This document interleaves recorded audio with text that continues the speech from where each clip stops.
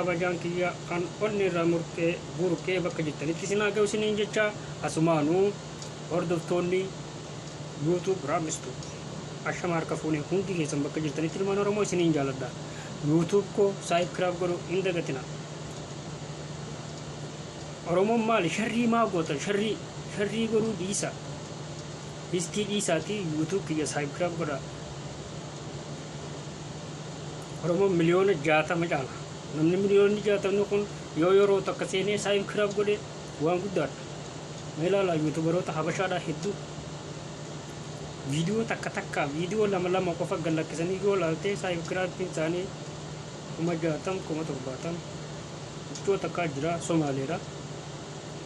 Iddoo Somaalitti san video takka bicha gallakkiftee YouTubera banattee jechuudha.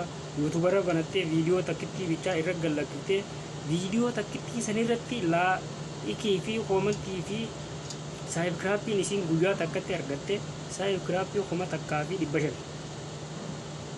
Oromo sharring godina. Please YouTube kiyya subscribe godha. Yoo kamti kaate nama kuma kudhanii waliitiin subscribe godhee jira.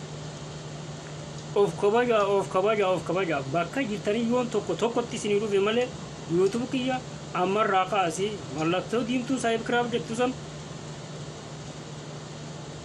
gattu. Mallattoo diimtuu subscribe jettu san yeroo gattu ite mallattoo notification gamachaanu fuula duratti all notification ta'ettu tokkee isinii jaaladha Oromoo bakka jirtanitti galatooma bye.